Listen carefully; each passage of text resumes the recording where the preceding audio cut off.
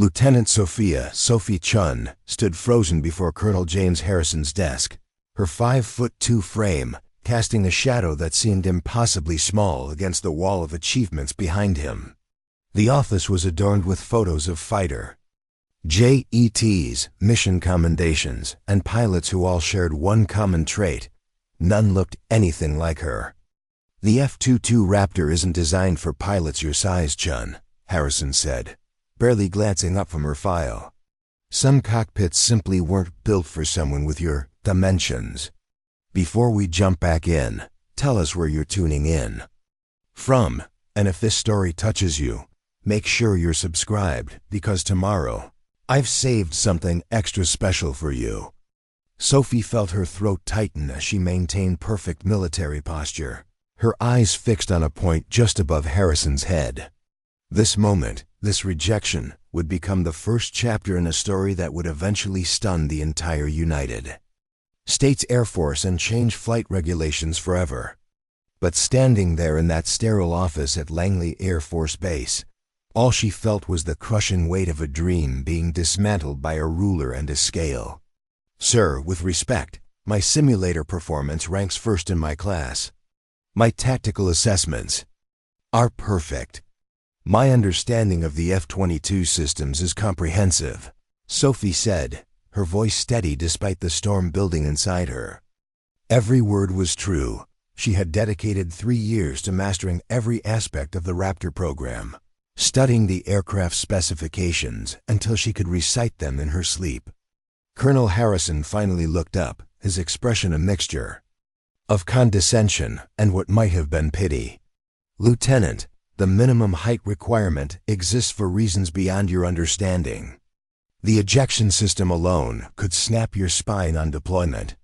The control configuration requires a specific reach that you simply don't possess. This isn't about your dedication or intelligence. It's about physical limitations that can't be overcome with study or determination." Sophie had heard these arguments before, had prepared counterpoints for each one. "Sir, I've analyzed the cockpit specifications. With minor seat adjustments, the control layout would be fully accessible. The ejection parameters can be recalibrated for my weight class. Other air forces have successfully modified similar aircraft for smaller pilots. Modifications?" Harrison's laugh was sharp, dismissive. "We're talking about a $150 million aircraft, not a family sedan. The Raptor program doesn't have resources for custom-fitting cockpits to accommodate outliers." The word stung more than Sophie expected. Outlier, as though her size made her defective rather than different. Through the window, Sophie could see an F-22 Raptor being prepped on the tarmac. Its sleek, predatory silhouette represented everything she had worked toward since entering the academy. Captain Ryan Mitchell was walking toward it, flight helmet in hand, preparing for the advanced combat training mission that should have been hers. "The selection committee has made its decision," Harrison continued, closing her file with an air of finality. "You'll be reassigned to support operations. Surveillance drones, transport coordination, important work, Lieutenant. Don't misunderstand me. But the Raptor program requires pilots who meet specific physical parameters. I understand the F-22 is a complex weapons platform, sir," Sophie replied, her voice remaining professional despite the disappointment crushing her chest. "What I don't understand is why the Air Force would invest in my training, acknowledge my top performance in every measurable category, then disqualify me based on a physical characteristic that hasn't impacted my performance." Harrison's expression hardened. "That's exactly the kind of thinking that concerns me, Chen. This isn't about your feelings or sense of fairness. This is about operational safety parameters established through decades of flight testing. The Raptor represents millions in taxpayer investment and potentially the lives of ground forces depending on air support. I won't compromise either because you think the rules don't apply to you." The words hit like physical blows. Sophie had dedicated her life to the Air Force, graduated top of her class at the academy, sacrificed personal relationships and normal life experiences to excel in a field where every achievement came with twice the scrutiny. Now she was being painted as someone seeking special treatment rather than equal opportunity. "Sir, I respectfully request." "Request denied." Harrison cut her off with military precision. "The decision is final. Report to Major Williams in drone operations at 0800 tomorrow." "That's all, Lieutenant." Sophie saluted crisply, her military bearing perfect, despite the crushing disappointment. As she turned to leave, Harrison added one final comment that would echo in her mind for years to come. "Chen, some cockpits aren't meant for everyone. The sooner you accept that, the better your career will be." Outside the office, the Virginia summer humidity hit her like a wall. The airfield hummed with activity, ground crews prepping aircraft, pilots conducting pre-flight checks, the controlled chaos of military aviation. But Sophie felt disconnected from it all, watching through an invisible barrier separating her from the world she'd trained so hard to join.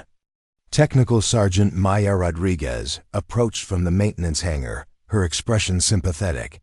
Rodriguez had been working on fighter aircraft for 15 years, had seen talented pilots come and go, had witnessed the politics and prejudices that sometimes influence decisions that should have been based purely on capability. "Rough meeting?" Rodriguez asked, though her tone suggested she already knew the answer. "They're not ready for change," Sophie replied quietly, watching Mitchell climb into the Raptor's cockpit. "Maybe they never will be. Or maybe they just need the right moment to see what they're missing," Rodriguez said. "Sometimes the universe creates those moments when we least expect them." Preparing and narrating this story took us a lot of time, so if you are enjoying it, subscribe to our channel. It means a lot to us. Now back to the story. As Mitchell's F-22 screamed down the runway and lifted into the clear blue sky, Sophie felt something crystallize inside her. Harrison was wrong about one thing. This wasn't about seeking special treatment. It was about proving that excellence couldn't be measured by a ruler, that potential existed in places where conventional wisdom didn't think to look. She didn't know it yet, but circumstances were already aligning to create exactly the kind of moment Rodriguez had mentioned. In less than 18 months, an emergency would arise that would test everything Harrison thought he knew about pilot requirements, about physical parameters, and about the lieutenant he'd just dismissed as too small for the Raptor program. The summer breeze carried the scent of jet fuel and the distant thunder of afterburners. Somewhere in the back of her mind, Sophie began to understand that rejection wasn't always the end of a story. Sometimes it was just the beginning of a different chapter altogether. The officers' mess at Langley buzzed with the usual dinner conversation, deployment stories, upcoming training exercises, complaints about the heat. But tonight, Sophie noticed something different in the way conversations paused when she approached. How groups of pilots found reasons to disperse when she sat down. "Don't let it get to you," said Captain Alex Rivera, settling into the seat across from her. Rivera was one of the few pilots who had consistently treated her as an equal rather than an anomaly. "The rumor mill works overtime around here." "What rumors?" Sophie asked, though she suspected she already knew. "That you went over Harrison's head. That you're filing discrimination complaints. That you're planning to make a big scene about being passed over."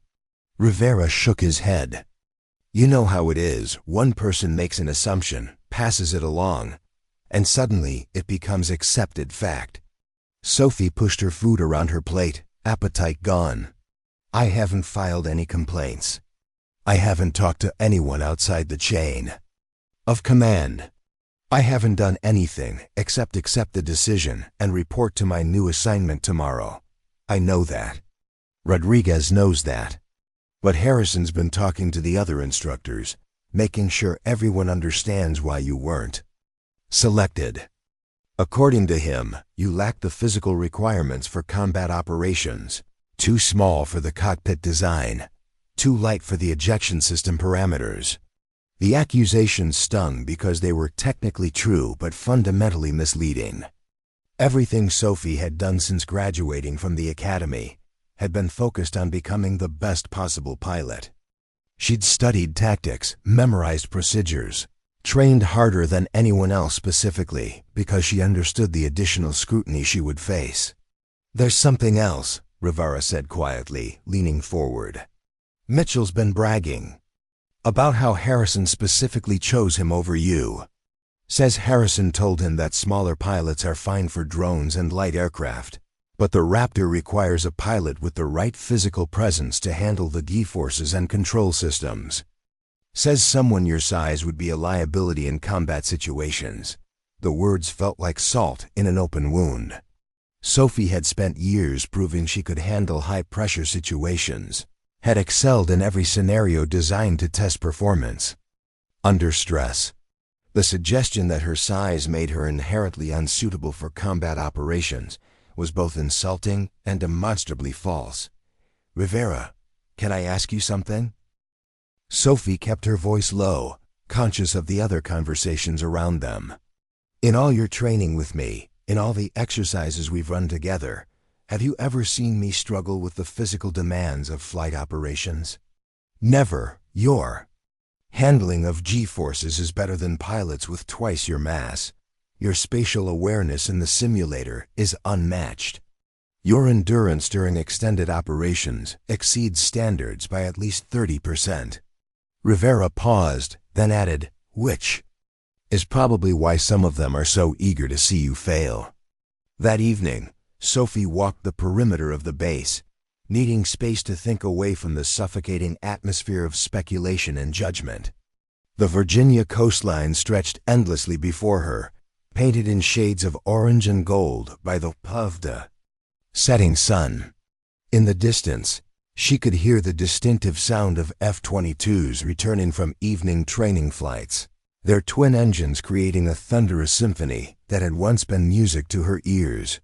She thought about her mother, Dr. Lily Chen, who had immigrated from Taiwan with a medical degree and determination to build a better life. Her mother had taught her that excellence was the best response to prejudice, that being exceptional wasn't just about personal achievement, but about creating opportunities for those who would follow. When they set the bar higher for you, she would say, "Don't just clear it, set a new record they can't ignore." But what happened when excellence wasn't enough? What happened when the bar wasn't just set higher but removed entirely? How did you demonstrate capability when denied the opportunity to perform? Her phone buzzed with a text message from Rodriguez. "Heard about the rumors. Don't let the bastards get you down. Your time will come." Sophie smiled despite herself. Rodriguez had survived 20 years in a military where physical stereotypes often dictated opportunities. She'd faced every form of discrimination imaginable, had fought battles that cleared paths for others coming after her. But Rodriguez's message carried an undertone that Sophie was beginning to understand. Her time would come, but it might not come through official channels or traditional advancement paths. Sometimes opportunities arose from unexpected circumstances, from moments when normal rules didn't apply, and performance became the only thing that mattered. Back in her quarters, Sophie spread out the F-22 technical manual she'd been studying for months. If Harrison was right about one thing, it was that the Raptor represented an incredible responsibility.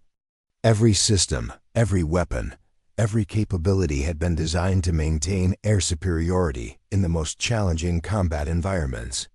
She began reviewing the emergency procedures she'd memorized: engine failure scenarios, combat damage assessments, forced landing techniques. The manual covered dozens of situations that could arise during operations, each requiring specific responses and split-second decision-making. As she studied, Sophie found herself wondering about the international training exercises scheduled for the coming months. Intelligence reports suggested increased activity around key Pacific installations, scenarios designed to test rapid response capabilities. If something went wrong during those exercises, if an emergency arose that required immediate action, Who would respond? The question lingered in her mind as she prepared for bed, unaware that her future would bring exactly the kind of emergency that would test everything she thought she knew about proving herself. When conventional opportunities had been denied. Outside her window, the night was filled with the sounds of a military base that never truly slept. Guard patrols, maintenance crews, the distant rumble of aircraft engines. Somewhere in that darkness, circumstances were already beginning to align in ways that would challenge every assumption about who was ready for combat operations and who deserved the chance to prove themselves. 4 months into her new assignment with drone operations, Sophie found herself piloting surveillance missions and coordinating transport schedules that felt like punishment disguised as duty. The work was important, she understood that, but every time she saw an F-22 lift off, the sting of rejection felt fresh and sharp. Major Elaine Williams, her new commanding officer, was professional but distant. During their initial meeting, she'd made it clear that she'd read Sophie's file and understood her qualifications, but that dwelling on what might have been wouldn't serve anyone's interests. "You're an exceptional pilot, Chen," Williams had said. "Drone operations might not be what you envisioned, but the intelligence we gather supports missions that save lives. The skills that make you excellent in a cockpit translate well to remote operations." The words were meant to be encouraging, but they felt hollow. Sophie had trained for fighter operations, had prepared for the challenges that came with split-second combat decisions. Piloting drones from a control room was crucial work, but it wasn't the work she had dedicated years to preparing for. On a Tuesday morning, everything changed in the most unexpected way. Sophie was reviewing mission parameters in the operations center when Captain Mitchell burst through the door, his face flushed with anger and something that looked like panic. Behind him came Technical Sergeant Rodriguez, her expression grim in a way that immediately put everyone in the room on alert. "Where's Major Williams?" Mitchell demanded, his voice carrying an edge that suggested barely controlled fury. "In her office," Sophie replied. "What's wrong?" Mitchell ignored her, storming toward Williams's office with Rodriguez following. But their conversation was loud enough to carry through the thin walls, and what Sophie heard made her blood run cold. The structural inspection was falsified. Rodriguez was saying, "I've been reviewing the maintenance logs, cross-checking everything. Someone signed off on tests that were never completed. Approved aircraft for flight status when critical components showed dangerous wear patterns." Williams's voice was sharp with concern.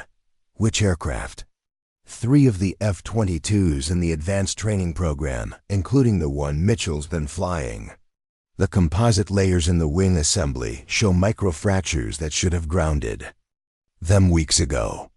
The oxygen delivery systems have irregularities that weren't reported. Someone's been covering up structural issues to keep the training schedules on track." Mitchell's voice rose to a near shout. "You're saying I've been flying aircraft that weren't airworthy?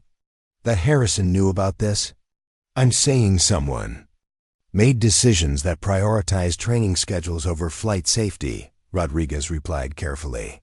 "Whether Harrison knew the extent of the problems or was just getting selective reports, I can't say yet." The implications hit Sophie like a physical blow. If the F-22 maintenance had been compromised, if safety inspections had been falsified, then every pilot in the program had been placed at risk.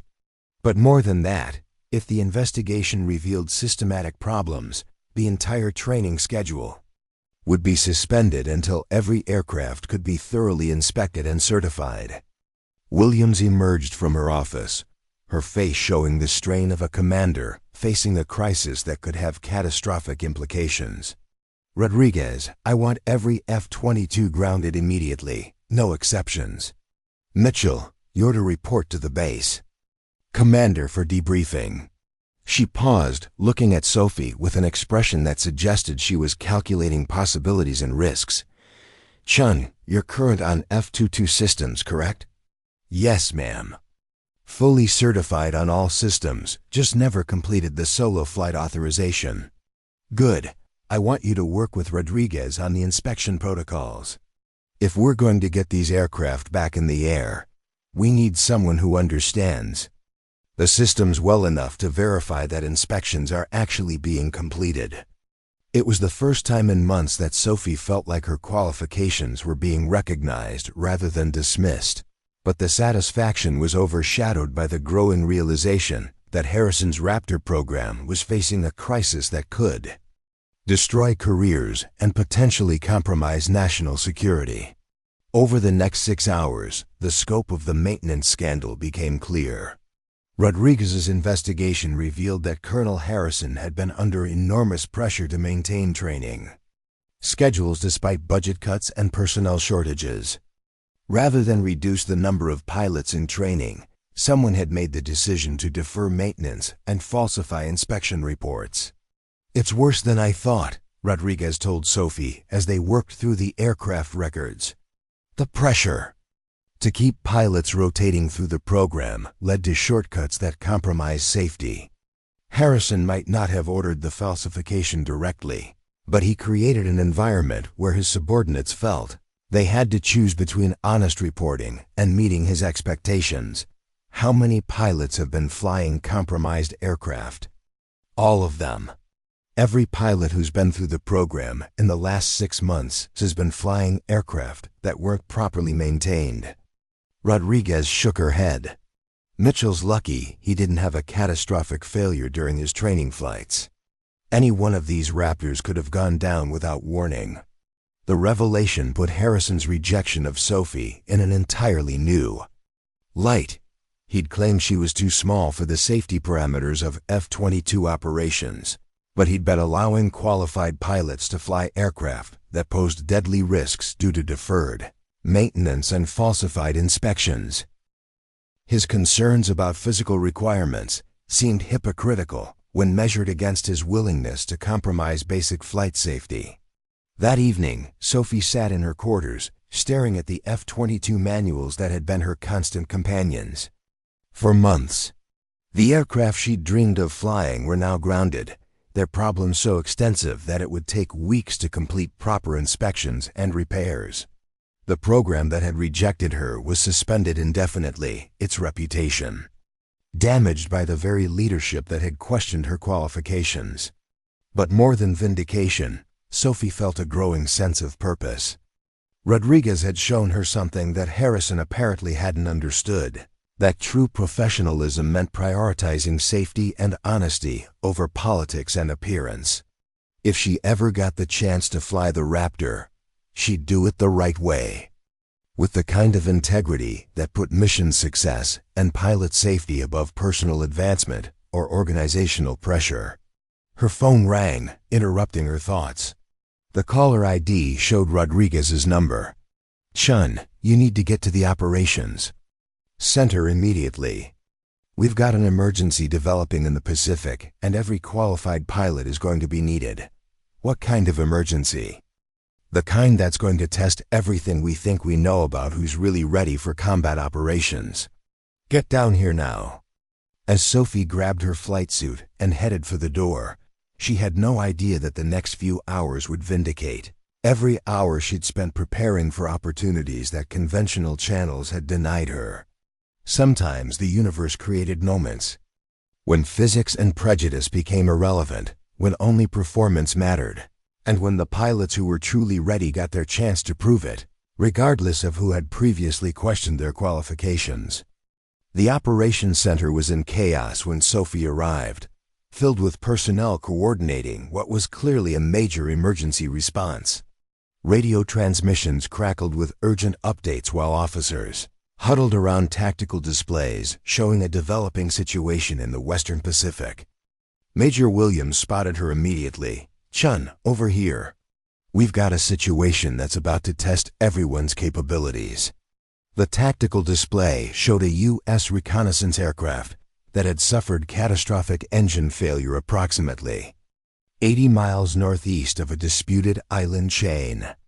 Red indicators marked hostile air defense systems that had activated following the incident, while distress signals indicated the pilot had managed a controlled water landing but was now stranded. in increasingly contested airspace. Intelligence reports confirm this is a rapidly evolving crisis, Williams explained. Our reconnaissance pilot was monitoring unusual military buildup when their aircraft experienced complete engine failure. They managed an emergency water landing. But we're getting reports of approaching vessels from multiple nations, claiming territorial rights to those waters. Commander Jason Elliott, the operations officer, joined the briefing. Ground-based rescue is impossible given the distance and international sensitivities. We need immediate air support to extract the pilot before the situation escalates into an international incident. But here's the problem. We need stealth capabilities to avoid triggering air defense systems, which means we need the F-22. Sophie felt her pulse quicken as she began to understand why she'd been summoned. What about the other aircraft? Standard rescue aircraft would be detected immediately, Elliott replied. The F-35s are deployed with the carrier group that's still 18 hours away. The F-22 is our only platform with the stealth capabilities to penetrate the area undetected, deploy rescue equipment, and provide cover if needed. We need a Raptor for this mission, something that can slip past advanced radar systems and get our pilot out before this turns into an international crisis. Williams turned to face Sophie directly. Chen, Rodriguez tells me you're fully certified on F-22 systems. Is that accurate? Wow. Yes, ma'am. All systems, just never completed the solo flight authorization due to, she hesitated, physical parameters. And your simulator hours?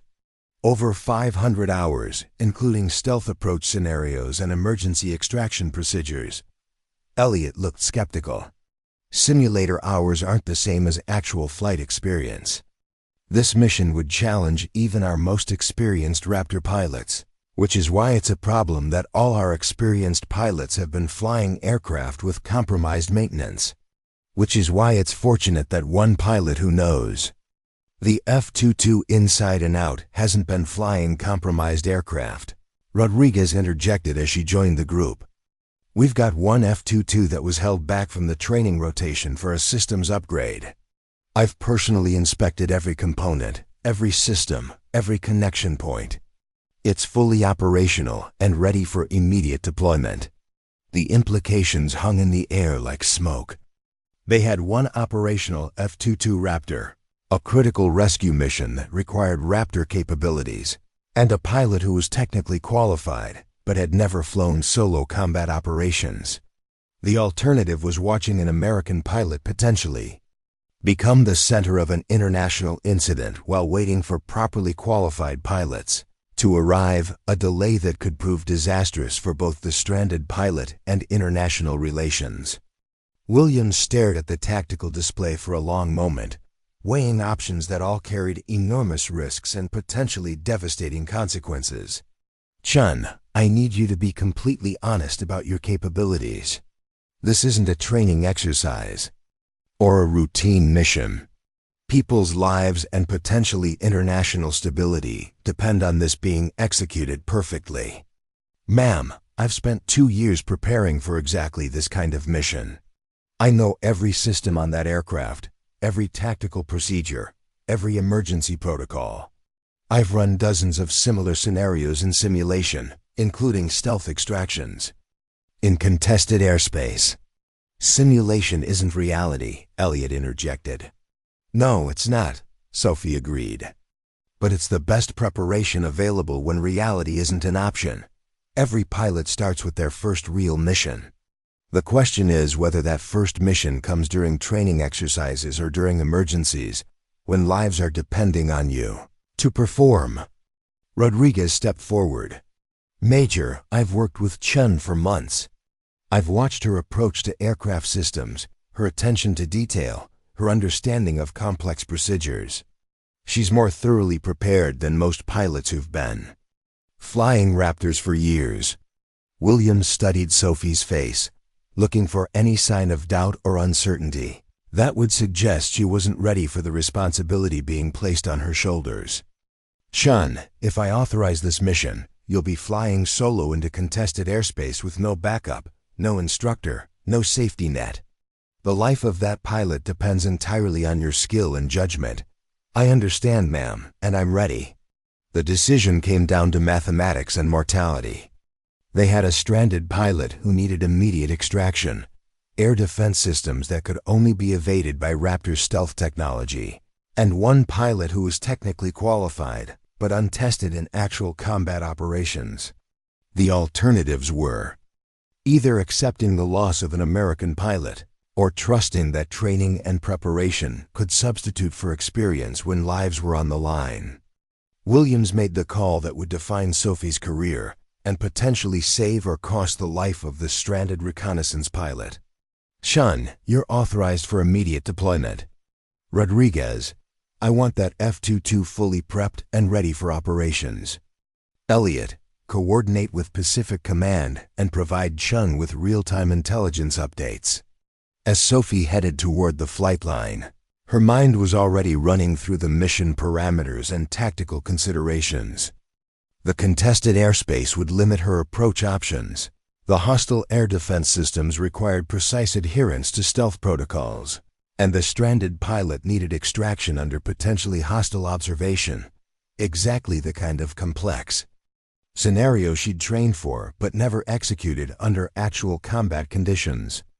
Rodriguez fell into step beside her. Chen, listen to me. You've got the technical knowledge and the tactical understanding to succeed. The only thing you lack is the confidence that comes from experience. Trust your training, trust your instincts, and remember that pilot is counting on you to do what you've been preparing for your entire career. Rodriguez, what if Harrison was right? What if I'm physically not suited for this level of operation? Harrison was wrong about a lot of things, starting with his maintenance standards and ending with his assessment of your capabilities. You're about to prove that qualification isn't just about physical dimensions. It's about preparation, dedication, and the courage to perform when it matters most. As they approached the F-22, Sophie felt the weight of the moment settling on her shoulders. This wasn't just about proving herself or vindicating her qualifications. An American pilot was stranded in increasingly dangerous waters, surrounded by competing international forces, depending on immediate extraction before the situation deteriorated further. The Raptor sat on the tarmac like a mechanical predator, its stealth contours designed to slip through the most sophisticated defense systems in the world.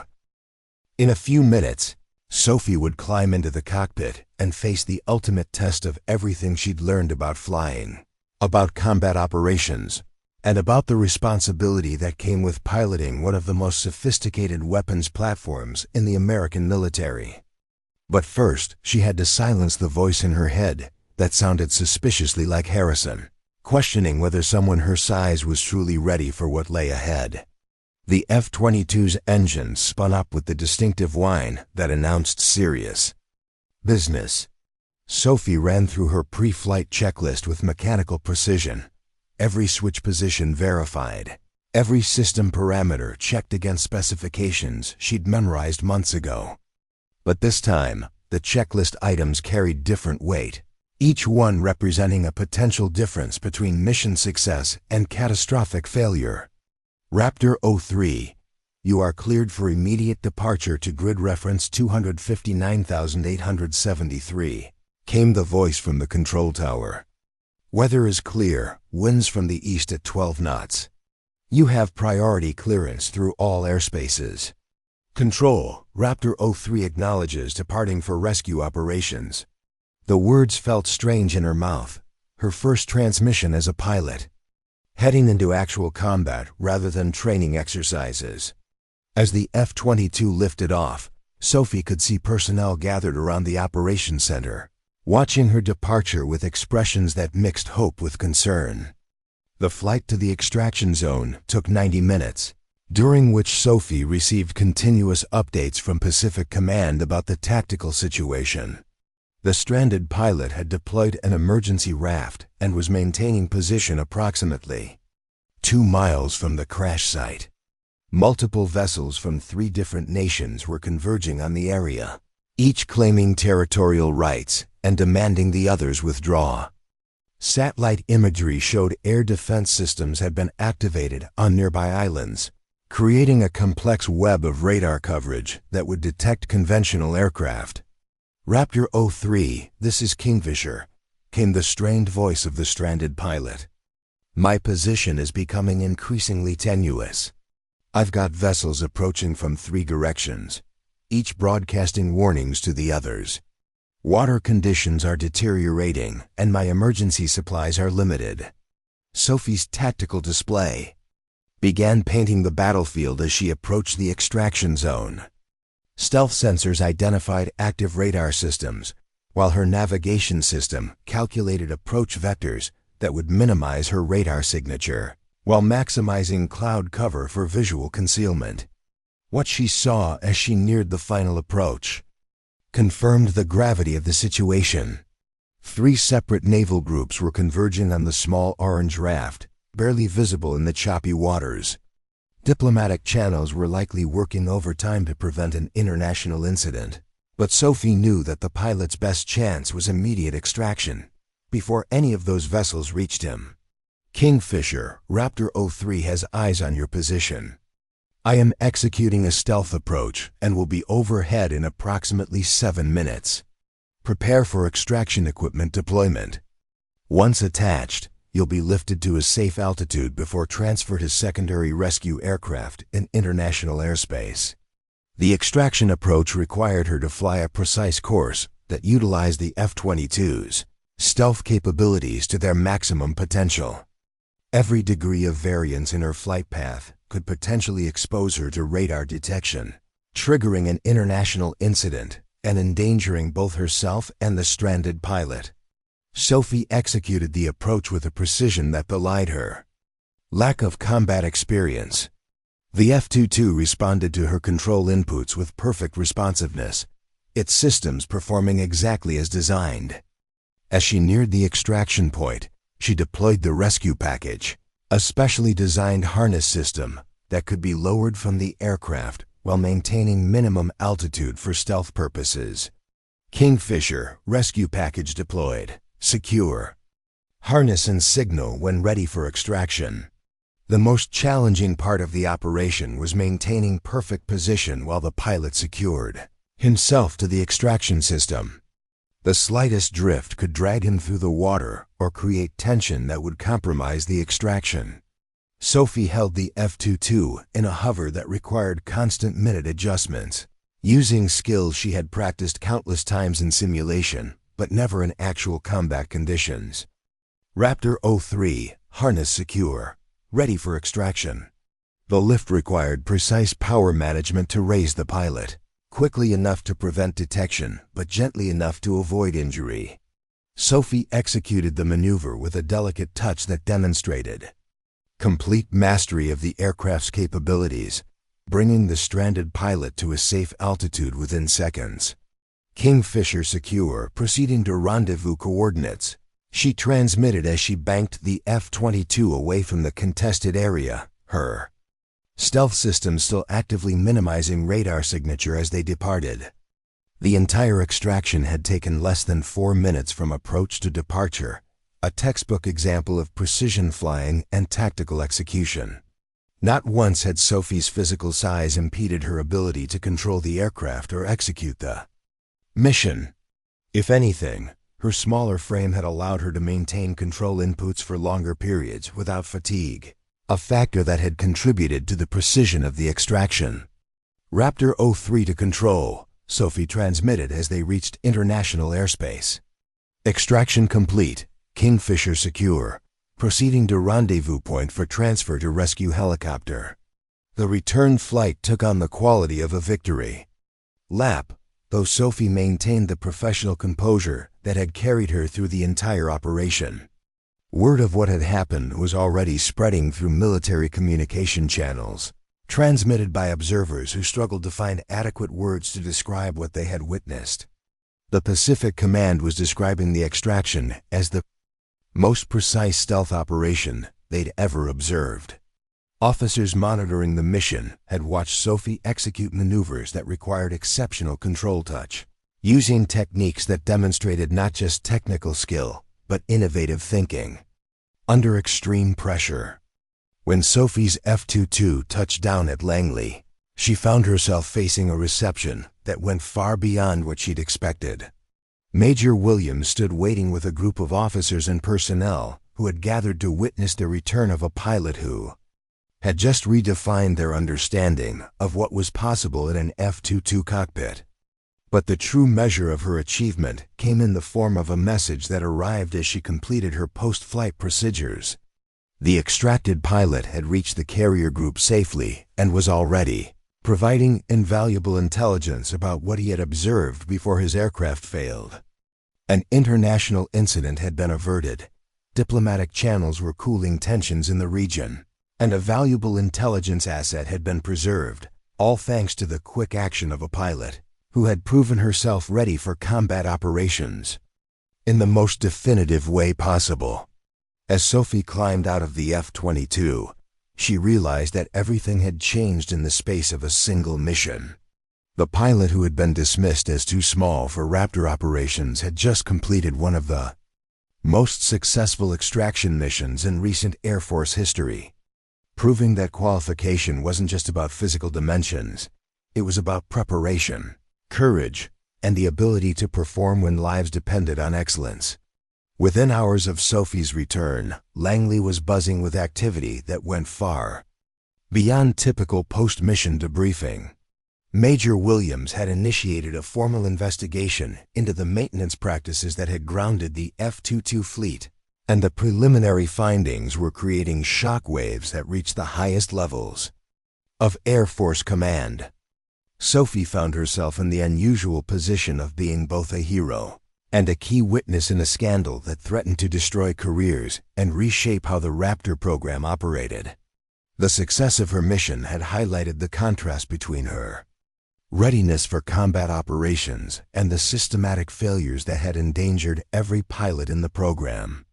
"Chen, I need you to walk me through exactly what you observed about the F-22's performance during your mission," said General Catherine Montgomery, the investigating officer who had arrived from the Pentagon that morning. "Any anomalies, any systems that didn't respond as expected, any indication that maintenance issues affected your aircraft's performance?" "Ma'am, the aircraft performed flawlessly. Every system functioned exactly as designed. Every response was immediate and precise. If anything, the F-22's performance exceeded the specifications I'd studied." Sophie paused, then added, "which makes the maintenance falsifications even more concerning. If proper maintenance produces that level of performance, what were the other aircraft actually capable of?" Montgomery's expression was grim. "That's exactly what we're trying to determine. Rodriguez has provided us with documentation showing that 3 F-22 Raptors had maintenance issues that should have grounded them immediately, but the inspection reports show all systems as fully operational." The investigation was revealing a pattern of systematic deception that went far beyond simple maintenance shortcuts. Someone had been falsifying inspection reports, approving repairs that were never completed, and signing off on aircraft that posed serious safety risks to their pilots. The pressure to maintain training schedules had created an environment where honest reporting was sacrificed for operational appearance. Technical Sergeant Rodriguez had become the investigation's star witness, her meticulous record-keeping providing evidence of the discrepancies between actual maintenance and reported maintenance. "I started noticing problems 4 months ago," she explained to the investigating team. "Equipment that should have been replaced was still in service. Repairs that were supposedly completed showed no evidence of actual work. When I tried to raise concerns, I was told that training schedules took priority over maintenance perfection. The implications were staggering. If the maintenance falsifications had continued, it was only a matter of time before a catastrophic failure occurred during flight operations. Pilots could have been killed by aircraft that had been certified as airworthy, but were actually flying with potentially fatal mechanical problems. The most disturbing aspect," Montgomery continued, "is that Colonel Harrison was receiving reports showing all aircraft as fully operational, while the actual maintenance records tell a completely different story. Either he was aware of the falsifications and chose to ignore them, or his subordinates were deliberately deceiving him about the condition of aircraft under his command. Harrison's role in the scandal was becoming increasingly difficult to defend. As the F-22 program commander, he was responsible for ensuring that all aircraft met safety standards before being cleared for flight operations. Either he had failed in that fundamental responsibility, or he had knowingly allowed unsafe aircraft to continue flying to maintain his training schedules. The contrast between Harrison's treatment of Sophie and his handling of maintenance issues was becoming a central theme in the investigation. He had questioned her readiness for combat operations while allowing qualified pilots to fly aircraft with compromised safety systems. His concerns about physical requirements seemed hypocritical when measured against his willingness to accept maintenance shortcuts that put pilots' lives in danger. "Chen," Montgomery said during one of their interviews, "Harrison's assessment of your qualifications is part of this investigation. His written evaluation states that you lack the physical dimensions necessary for safe F-22 operations, but your mission performance suggests otherwise. How do you reconcile those contradictory assessments?" "Ma'am, I think Harrison confused physical dimensions with capability. I may not have the height traditionally associated with fighter pilots, but I had the training, knowledge, and preparation necessary to succeed when given the opportunity. The mission proved that proper preparation could substitute for conventional physical parameters when it mattered most. And yet he denied you that opportunity while allowing less qualified pilots to fly aircraft with maintenance problems." "That's correct, ma'am. The irony is that my physical size was considered a disqualifying risk, while actual mechanical failures were considered acceptable operational risks." The investigation was also revealing the broader pressures that had contributed to the maintenance scandal. Budget cuts, personnel shortages, and demands for increased training throughput had created an environment where commanders felt pressured to compromise safety standards to meet operational requirements. "The fundamental problem," Rodriguez explained during her testimony, was that Harrison treated maintenance as an obstacle to training rather than a prerequisite for safe operations. When budget restrictions limited our ability to complete proper inspections, the response wasn't to reduce the training schedule, it was to find ways around the maintenance requirements. 3 days into the investigation, a bombshell revelation emerged that changed everything. Captain Mitchell, the pilot who had been selected for the Raptor program over Sophie, admitted under questioning that he had been aware of maintenance problems with his assigned aircraft but had been instructed by Harrison to continue flying unless there was an immediate safety concern. "Harrison told me that maintenance reports were often overly cautious," Mitchell testified. He said that experienced pilots knew how to evaluate actual risk versus bureaucratic safety margins. He made it clear that raising maintenance concerns could be seen as a lack of confidence in my abilities as a pilot. The statement revealed a culture of intimidation that had prevented pilots from reporting legitimate safety concerns for fear of being labeled as inadequate or overly cautious. Harrison had created an environment where questioning aircraft safety was treated as a personal failing rather than a professional responsibility. But the most damaging revelation came when investigators discovered a series of emails between Harrison and his superior officers discussing the pressure to maintain training schedules despite maintenance challenges. In one particularly damning message, Harrison had written, "We can't let maintenance perfectionists slow down our pilot production. The Air Force needs Raptor pilots more than it needs theoretical safety margins." The investigation was also uncovering evidence that Harrison's assessment of Sophie's qualifications had been influenced by factors beyond her physical dimensions. Several witnesses testified that Harrison had expressed concerns about integrating smaller pilots into combat units, questioning whether they could handle the physical demands of high-G maneuvers and combat operations. Harrison specifically Told me that smaller pilots were fine for drone operations, but that Raptor operations required a specific physical profile. Testified Captain Rivera, one of Harrison's assistant instructors.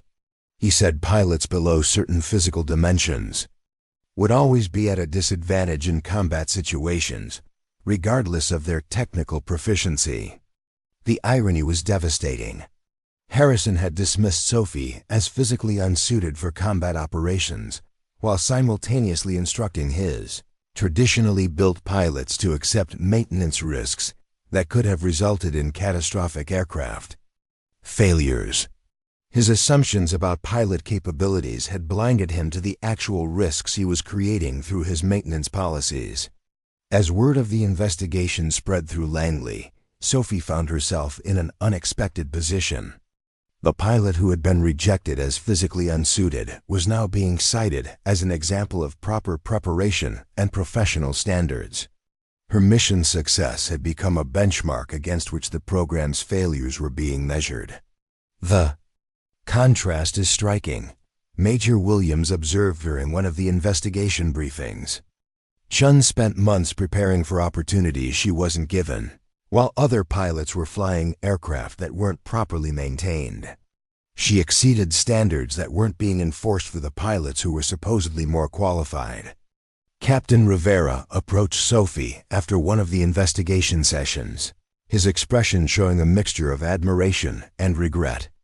"I owe you an apology," he said quietly. "I knew Harrison's assessment of your capabilities was wrong, but I didn't speak up when it mattered. I was more concerned about protecting my own position than supporting what was right. You don't owe me anything, Alex. The system failed all of us, the pilots who were flying unsafe aircraft, the commanders who were getting false information, and the operations that depended on equipment that wasn't properly maintained." But Sophie's gracious response couldn't hide the fact that Rivera's admission reflected a broader pattern of silence that had enabled Harrison's failures to continue unchecked. Fear of retaliation, concerns about career advancement, and institutional pressure to avoid challenging authority had created an environment where problems festered until they became crises.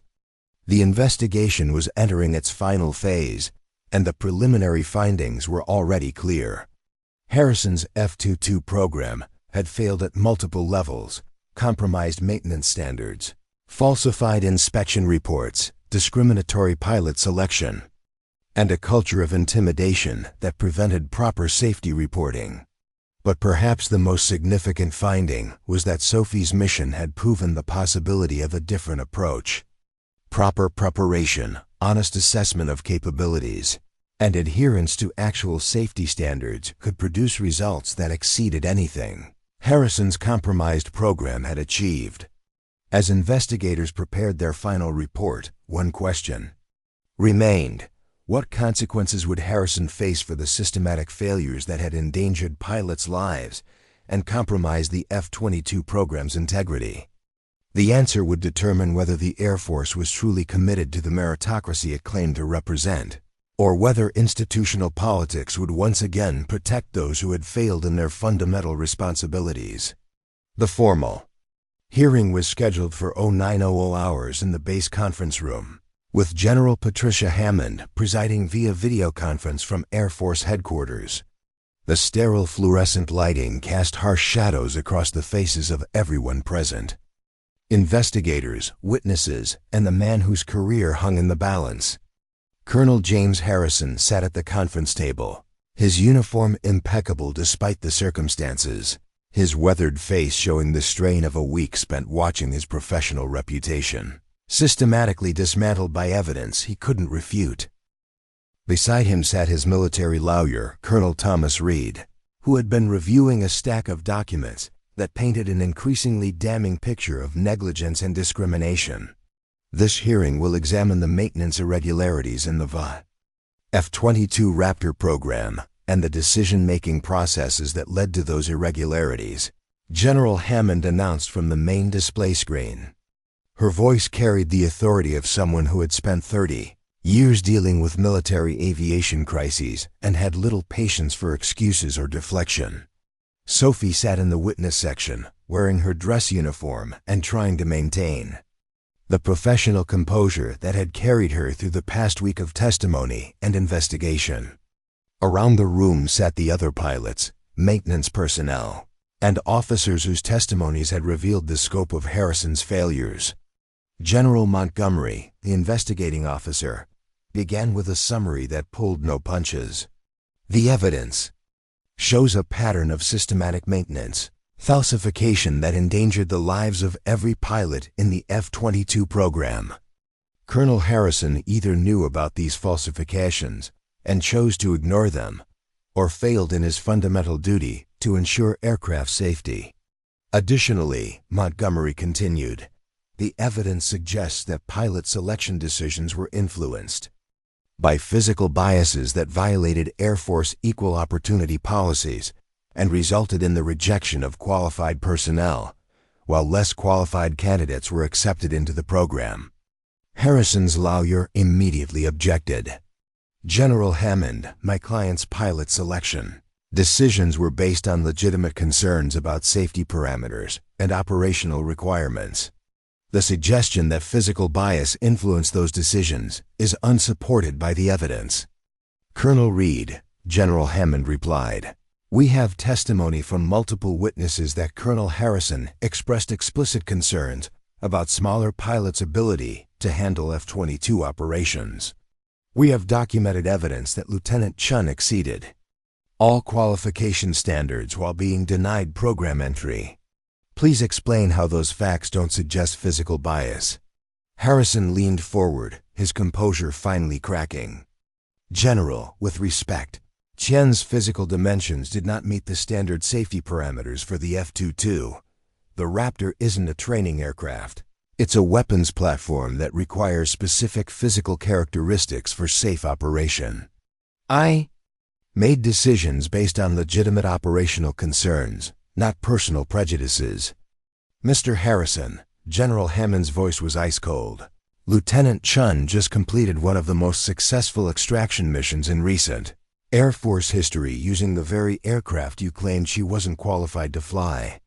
Meanwhile, you allowed pilots with inferior qualifications to fly aircraft with maintenance problems that could have killed them. Please reconcile those contradictory assessments. The room fell silent except for the hum of the air conditioning system. Harrison stared at the table, his face showing the recognition that his defense was crumbling under the weight of evidence he couldn't explain away. Technical Sergeant Rodriguez was called to testify about the maintenance irregularities. Her presentation was methodical and devastating, walking through months of falsified inspection reports, deferred maintenance, and safety violations that had been covered up to maintain training schedules. The composite wing structures on 3 aircraft showed clear signs of microfractures that required immediate grounding. Rodriguez testified. The inspection reports showed all systems as operational, but the actual maintenance logs indicated no structural work had been completed for months. Sergeant Rodriguez, General Hammond asked, in your professional opinion, what would have happened if those aircraft had continued flying with compromised structural integrity? General, catastrophic failure was inevitable. The only question was whether it would happen during training or during combat operations. Either way, pilots would have died from mechanical failures that were completely preventable. When Harrison was called to explain the maintenance irregularities, his responses were evasive and contradictory. He claimed to have relied on subordinates' reports, while simultaneously insisting that he maintained direct oversight of all maintenance operations. He couldn't explain how widespread falsifications had occurred without his knowledge, nor could he justify his decision to prioritize training schedules over safety requirements. Mr. Harrison, General Hammond pressed, you've testified that you trusted your maintenance personnel to provide accurate reports.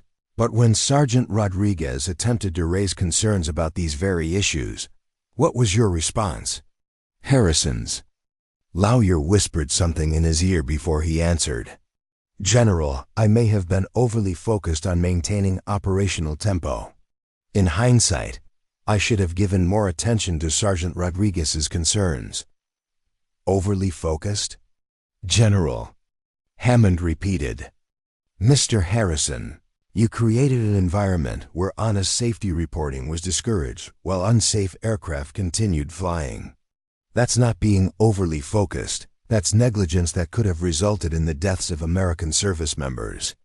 The most damaging testimony came from Captain Mitchell, who described the culture of intimidation that had prevented pilots from reporting safety concerns.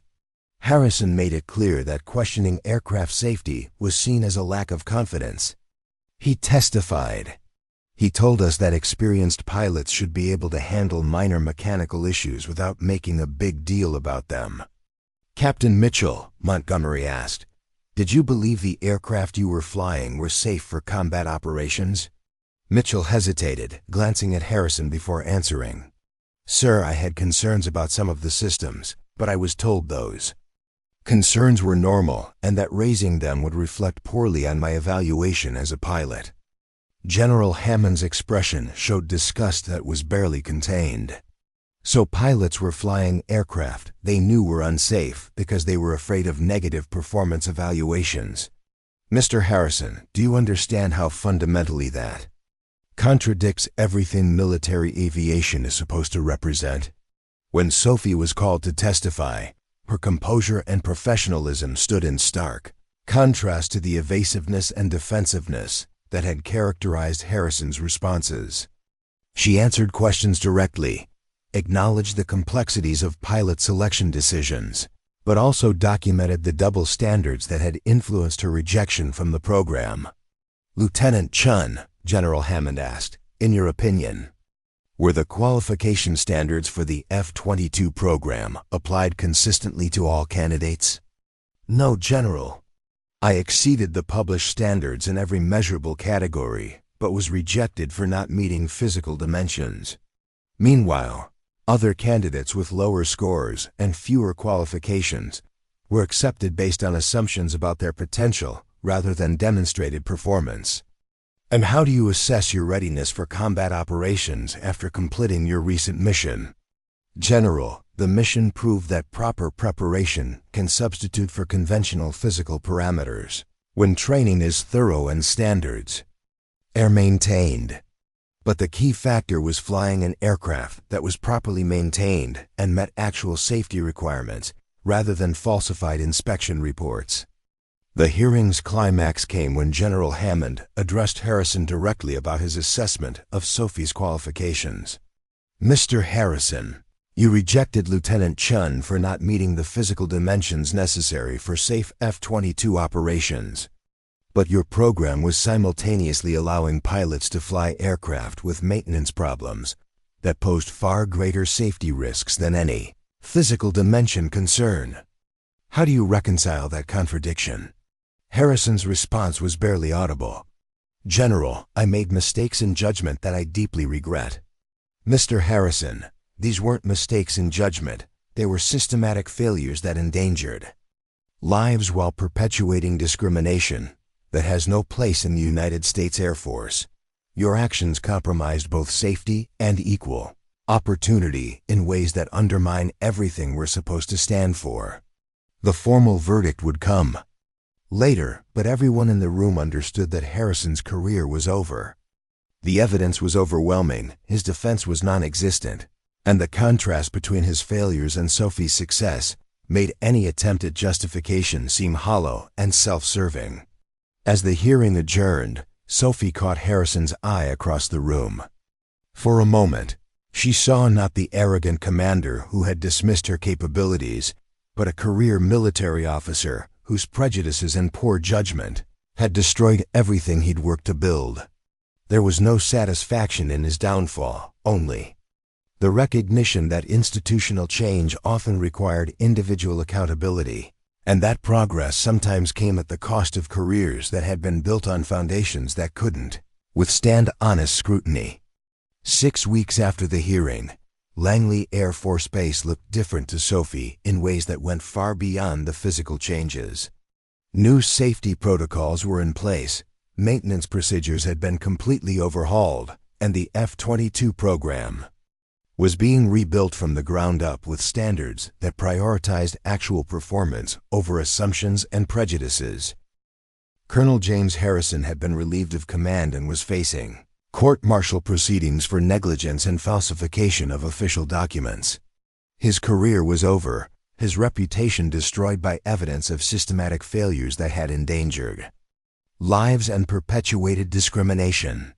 The man who had questioned Sophie's qualifications was now a cautionary tale about what happened when personal biases overrode professional judgment. "Chen, my office," Major Williams called as Sophie finished her morning briefing with the new F-22 program staff. Williams had been promoted to overall command of fighter operations at Langley, with specific responsibility for implementing the reforms recommended by General Hammond's investigation. The office that had once belonged to Harrison was now Williams's command center, its walls covered with new photographs showing diverse groups of pilots and maintenance personnel. The change was symbolic of broader transformations that were reshaping military aviation culture throughout the Air Force.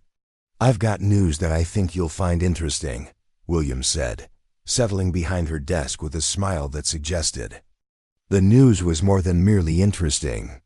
"General Hammond has personally recommended you for immediate promotion to captain and assignment as the new F-22 program training officer." Sophie felt her breath catch. The position Harrison had once held, the program that had rejected her, was now being offered to her with the backing of the Air Force's highest command. "Ma'am, I'm honored by the recommendation, but I'm not sure I have the experience to—" "Stop right there," Williams interrupted. "Chen, you've already proven you have exactly the kind of experience we need. Not the traditional experience that comes from years of routine operations, but the kind that comes from exceptional preparation, innovative thinking, and the courage to perform when everything is on the line." The offer represented vindication beyond anything Sophie had imagined possible. 6 months earlier, the program that had dismissed her as physically unsuited was now being placed under her command, with a mandate to rebuild it according to standards that prioritized actual capability over conventional assumptions. "There's more," Williams continued. "General Hammond wants you to develop new physical parameter guidelines that will be implemented throughout Air Force fighter programs. Your mission performance has become the standard against which other programs will be measured. You're not just getting an opportunity to prove yourself, you're being asked to help redefine what proof looks like." Over the following days, Sophie began to understand the scope of the changes that were being implemented across military aviation. Her rescue mission had become a case study in proper preparation and execution, analyzed by tactical experts and used to develop new training methodologies that emphasized substance over appearance. The new F-22 program under her leadership would be different in fundamental ways.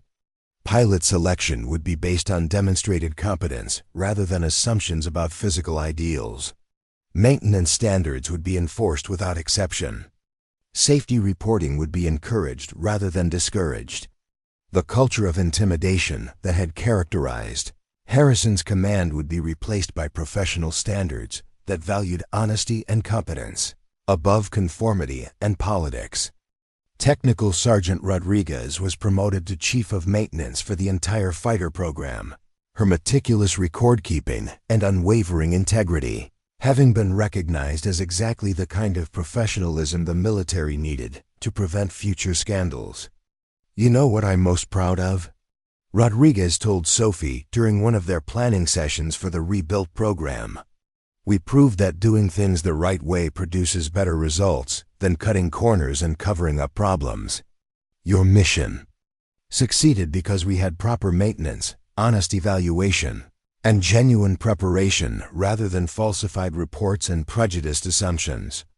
The first class of new F-22 pilots under Sophie's command included 2 pilots under 5'5" tall, both of whom had been previously rejected by other programs for reasons that had more to do with bias than qualifications. Lieutenant Sarah Patel and Captain Michael Chen brought the same level of preparation and dedication that Sophie had demonstrated. proving that excellence wasn't limited by physical dimensions when opportunities were distributed fairly. "Captain," Lieutenant Patel said during one of their training sessions, "I heard about what you went through to get here. It gives us hope that merit actually can triumph over prejudice when the system works the way it's supposed to." But perhaps the most meaningful recognition came from an unexpected source. Captain Mitchell, the pilot who had been selected over Sophie for the original F-22 program, requested a private meeting 6 months after Harrison's removal. "Chen," he said, his expression showing genuine remorse, "I owe you an apology that goes beyond anything I can adequately express. I knew Harrison's assessment of your qualifications was wrong, but I was more concerned about protecting my own position than standing up for what was right." "Mitchell, we were all products of a system that prioritized the wrong things," Sophie replied. "The important thing is that we learned from those mistakes and built something better. That's generous, but it doesn't excuse my silence when I should have spoken up. You were more qualified than I was, and I knew it. My acceptance into the program while you were rejected was based on factors that had nothing to do with our relative capabilities." Mitchell's admission reflected a broader reckoning that was taking place throughout military aviation.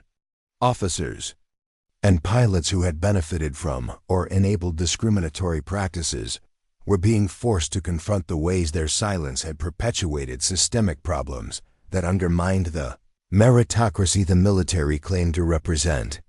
A year later, Sophie stood on the flight line at Langley, watching a new class of F-22 pilots complete their final training exercises. The program she now commanded had become a model for other installations, with safety records and performance standards that exceeded anything achieved under previous leadership. The F-22 Raptors lined up on the tarmac represented more than just military hardware. They symbolize an organization's ability to recognize and correct its failures, to embrace change when traditional methods proved inadequate, and to trust that excellence could emerge from sources that conventional wisdom might overlook. General Hammond had visited the previous month to observe the program's progress, and her assessment had been unequivocal. This is what military aviation should look like when merit is the only qualification that matters and safety is never compromised for convenience. But the transformation extended beyond just the F-22 program. Sophie's story had become part of military culture, cited in leadership courses and equal opportunity training as an example of what happened when institutional barriers were removed and individuals were evaluated based on their actual capabilities rather than assumptions about their limitations. As the sun set over Virginia, painting the sky in shades of gold and purple, Sophie reflected on the journey that had brought her to this moment. The rejection that had seemed like the end of her dreams had become the beginning of something far more significant, proof that sometimes the greatest victories came not from achieving personal goals, but from changing systems that had prevented others from achieving theirs.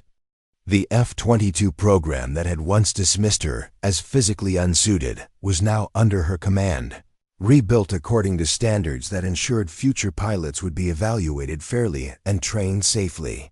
The culture that had prioritized prejudice over performance had been replaced by one that valued competence above all else.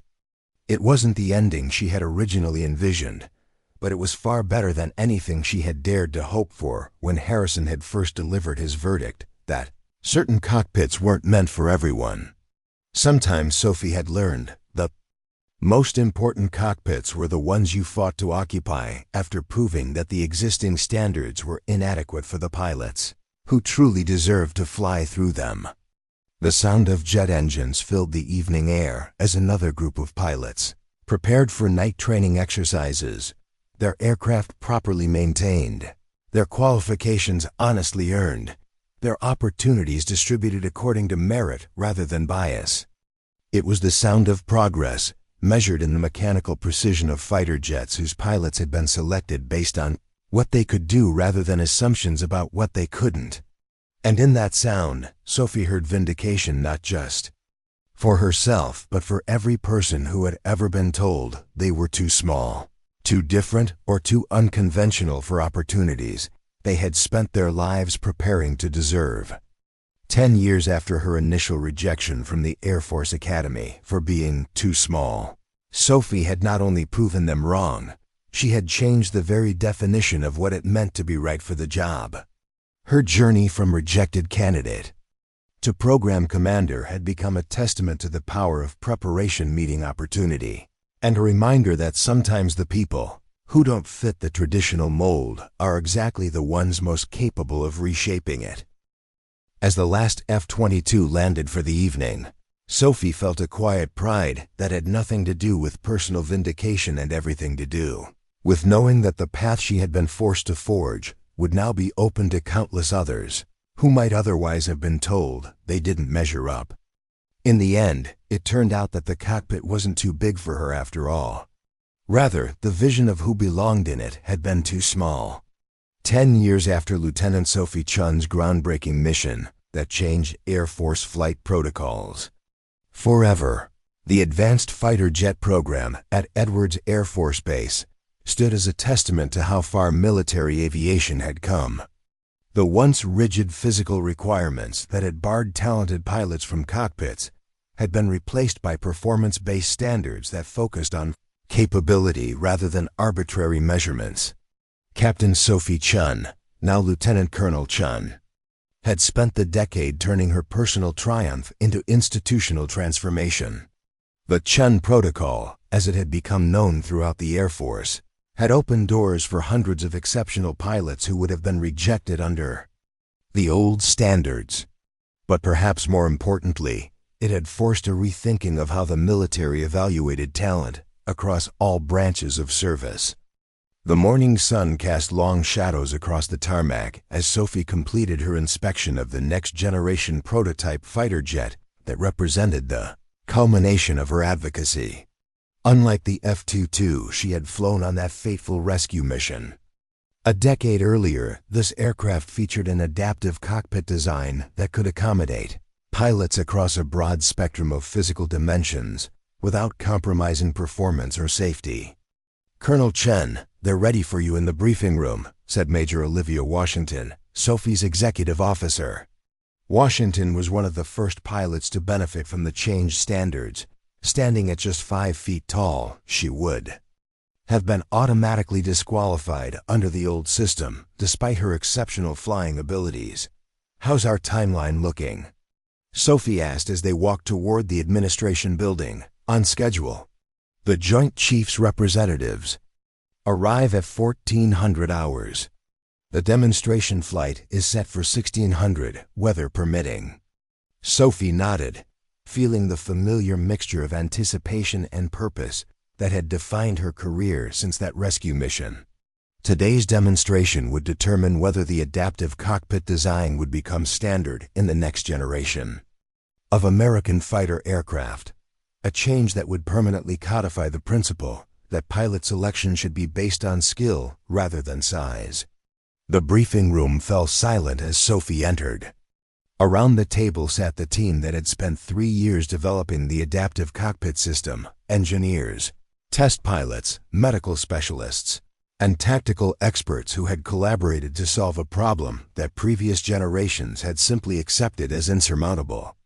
"Ladies and gentlemen," Sophie began, "in 4 hours, we demonstrate to the Joint Chiefs that we've solved the final technical challenges.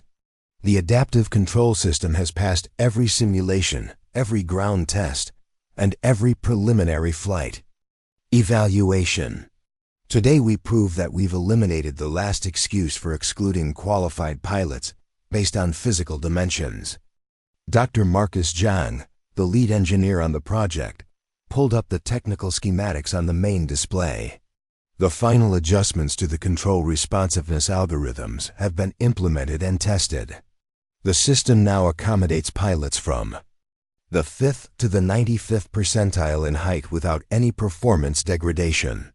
Sophie studied the display, remembering how far they had come from the days when she had been told that her size made her fundamentally unsuitable for fighter operations.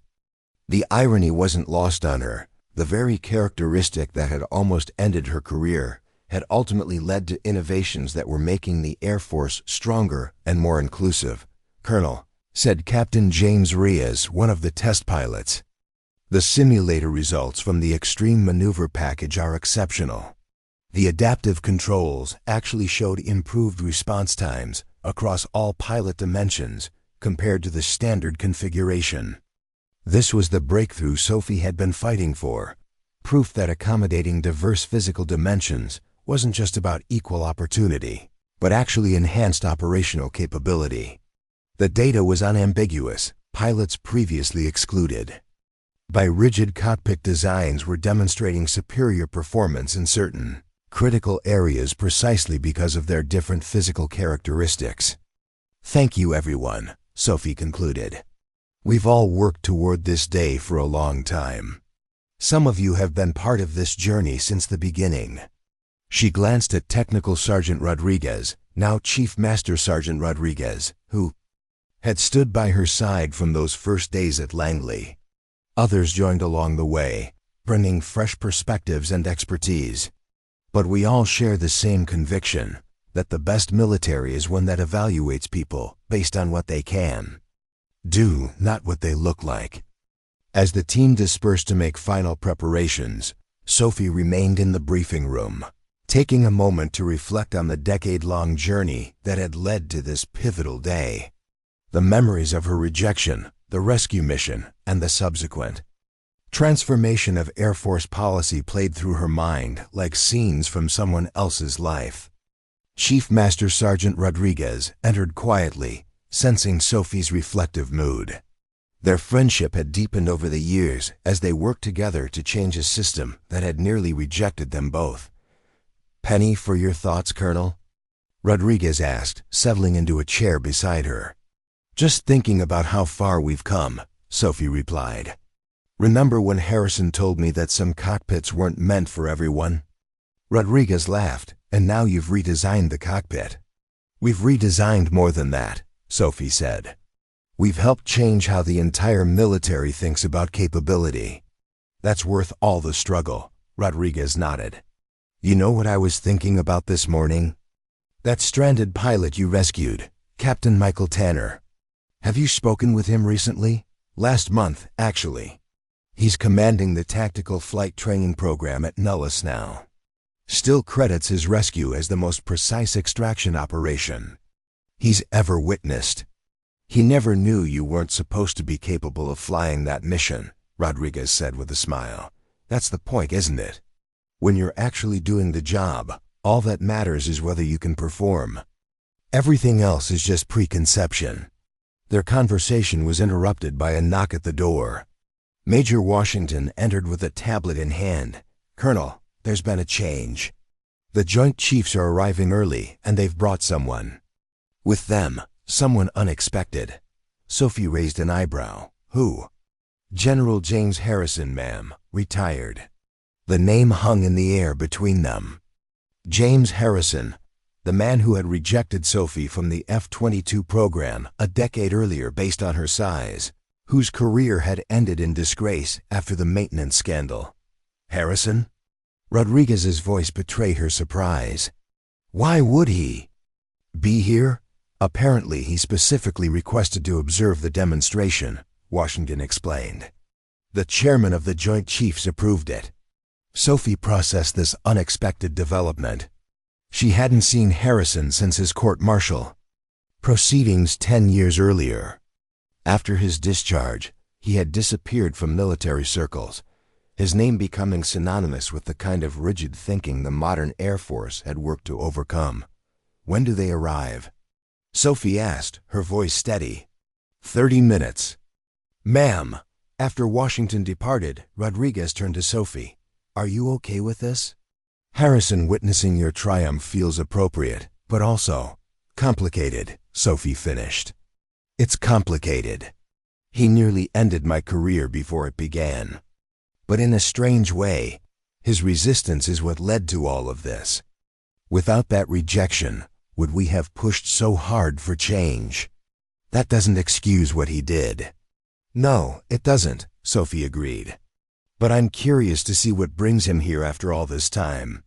The next half hour passed quickly as Sophie reviewed the demonstration protocols and prepared to receive the Joint Chiefs delegation. When word came that their vehicles had arrived, she walked out to the reception area, Rodriguez at her side. The delegation entered 4-star generals and admirals representing each branch of service, followed by their aides and technical advisors. And at the back of the group, looking older and somehow diminished in civilian clothes, came James Harrison. Sophie greeted each member of the delegation with professional courtesy, working her way through the group until she faced Harrison. Up close, she could see how the decade had aged him, his hair now completely gray, lines etched deeply around his eyes, his posture slightly stooped compared to the ramrod-straight bearing she remembered. "Colonel Chen," Harrison said, extending his hand. "Thank you for allowing me to attend today's demonstration." Sophie shook his hand briefly. "This is an open evaluation, Mr. Harrison. The Joint Chiefs determined the guest list, not me. Nevertheless, I appreciate the opportunity to be here." There was something in his voice that Sophie couldn't quite identify, not quite humility, but perhaps a recognition of the role he had unwittingly played in the story that had led to this moment. The formalities completed, Sophie led the delegation to the demonstration area where the prototype fighter waited on the tarmac, its adaptive cockpit systems ready for inspection. As the technical briefing began, Sophie noticed Harrison standing slightly apart from the main group, studying the aircraft with an expression that mingled professional interest with what might have been regret. Dr. Zhang was explaining the adaptive control system to the Joint Chiefs. The fundamental breakthrough was recognizing that pilot size isn't just a challenge to be overcome. It can actually be an advantage in certain flight regimes. Smaller pilots experience less blood shift during high-G maneuvers, allowing them to maintain consciousness at G-forces that would incapacitate larger individuals. Our adaptive controls leverage these physiological differences rather than trying to compensate for them. Sophie watched Harrison's reaction as Jan continued. The old approach assumed a single ideal pilot body type and forced everyone to adapt to it. Our approach adapts the aircraft to the pilot's natural capabilities, maximizing their performance potential regardless of size. One of the Joint Chiefs, Air Force General Carolyn Maxwell, asked the question Sophie had been anticipating. "This sounds impressive in theory, but what are the real-world performance improvements?" "That's what today's demonstration will show," Sophie responded. "We have prepared a comparative flight demonstration with 3 pilots of different physical dimensions performing identical tactical maneuvers. The data will show that our adaptive system not only equalizes performance across pilot dimensions, but actually enhances overall aircraft capability by optimizing for each pilot's natural strengths." As the briefing continued, Sophie noticed Harrison quietly approached one of the engineering displays. He studied the adaptive control schematic with the focused attention of someone who understood the technical complexities involved. For a moment, she saw a flash of the officer he had once been, before prejudice and pressure had corrupted his judgment. The technical review complete, the delegation moved to the observation platform for the flight demonstration. 3 pilots, 1 tall, 1 average height, and 1 small, would sequentially fly the prototype through a series of demanding tactical maneuvers, designed to showcase the adaptive system's capabilities. As the first pilot began her demonstration, Sophie found herself standing next to Harrison at the railing. "Your team has accomplished something remarkable," he said quietly, his eyes on the aircraft executing a perfect high-G turn. "Something I didn't believe was possible." Sophie studied his profile, trying to reconcile this subdued man with the commander who had so confidently dismissed her potential a decade earlier. "Why are you here, Mr. Harrison?" she asked directly. He was silent for a long moment, watching the aircraft complete its maneuvers. "To witness the correction of my greatest professional error," he finally said. "And perhaps my greatest personal failure as well." Before Sophie could respond, Harrison continued. I've spent 10 years reflecting on what happened at Langley. At first, I blamed everyone else. Budget pressures, maintenance protocols, the system. Eventually, I had to confront the truth. I failed because I couldn't recognize that my assumptions about who belonged in a fighter cockpit were wrong. The second pilot had taken off, demonstrating the same maneuvers with the adaptive controls automatically adjusting to his different physical dimensions. The maintenance scandal would have ended my career regardless, Harrison acknowledged. But what haunts me is not the falsified reports or the safety violations. It's knowing that I nearly prevented one of the finest pilots in Air Force history from serving because I couldn't see past my own preconceptions. Sophie was saved from having to respond by the third pilot beginning her demonstration. Captain Sarah Patel, one of the first pilots Sophie had selected for the F-22 program after taking command. At 5 feet 2 inches, Patel would never have been considered under the old standards, but she had since become one of the Air Force's most decorated combat pilots. Patel's performance was flawless, her smaller frame allowing her to execute high-G maneuvers with a precision that visibly impressed the observing generals. The data displayed on the monitoring screens confirmed what the visual demonstration made clear. The adaptive system was allowing each pilot to maximize their natural capabilities, resulting in performance that exceeded traditional metrics across all physical dimensions. As Patel completed her demonstration with a textbook landing, spontaneous applause broke out among the delegation. The chairman of the Joint Chiefs turned to Sophie with a nod of approval. Colonel Chen, I think I speak for all of us when I say this technology represents a significant advancement in fighter aircraft design. The performance improvements are undeniable. Thank you, sir, Sophie replied. But the technology is only part of the story. The real advancement is in our understanding of human potential, recognizing that diversity in our pilot corps isn't just about equal opportunity, it's about operational advantage. As the delegation moved toward the debriefing room for the final technical review, Harrison remained behind, watching the ground crew secure the prototype. Sophie hesitated, then approached him. Mr. Harrison, she said, the debriefing is open to all observers if you'd like to attend. He turned to face her.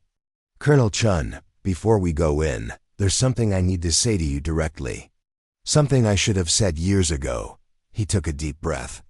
I was wrong about you. Not just professionally wrong, but fundamentally. Wrong in how I judged your potential. And I am deeply sorry for the barrier I tried to place in your way.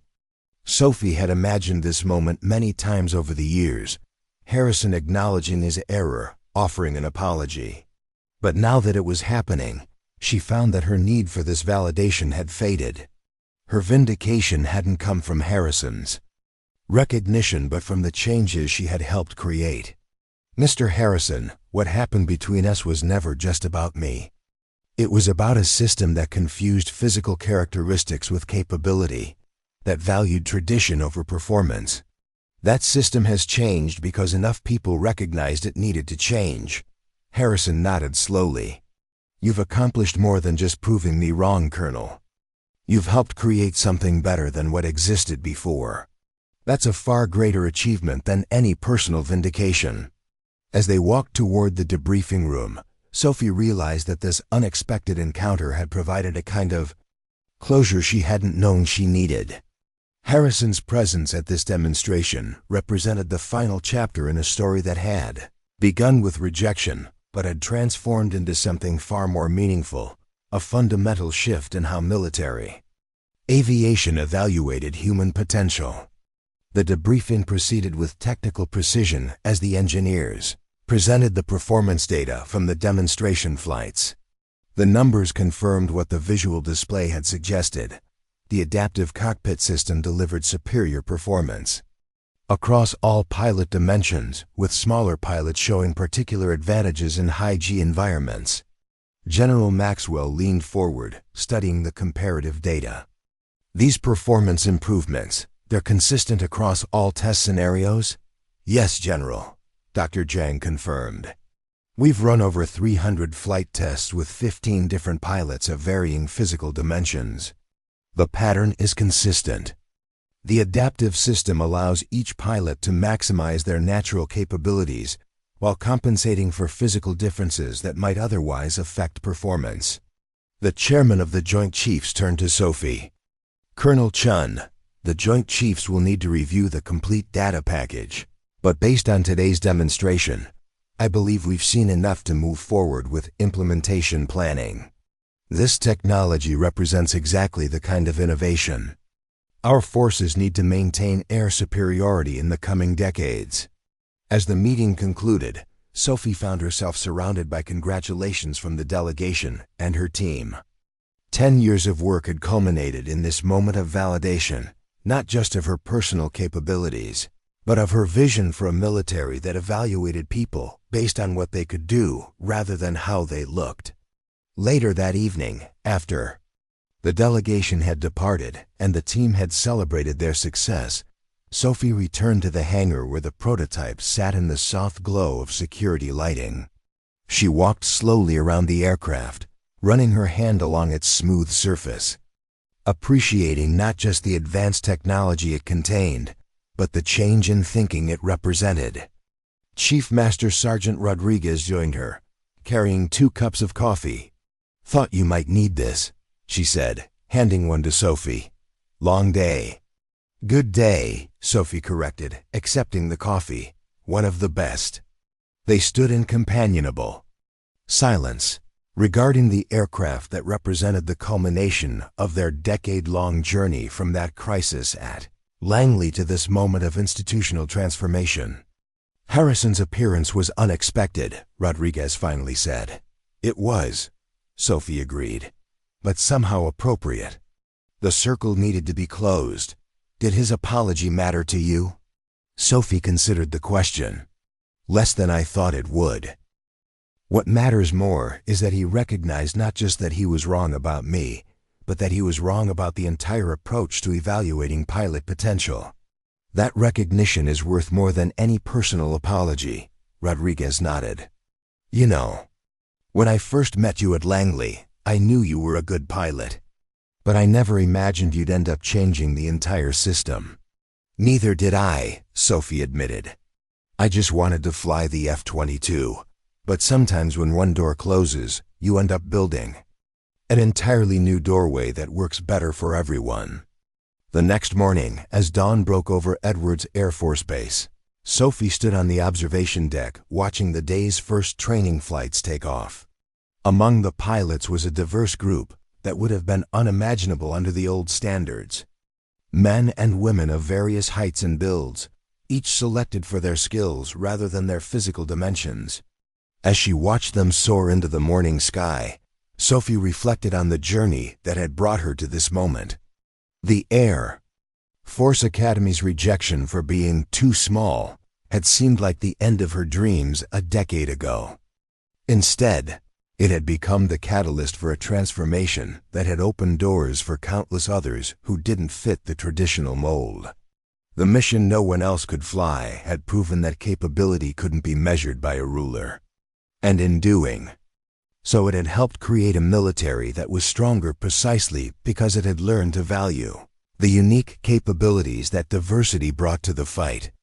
As the sun climbed higher, illuminating the vast expanse of the test range, Sophie Chen, once rejected for being too small, stood tall in the knowledge that she had helped reshape not just cockpits, but the very definition of who belonged in them. Up next, you've got 2 more standout stories right on your screen. If this one hit the mark, you won't want to pass these up.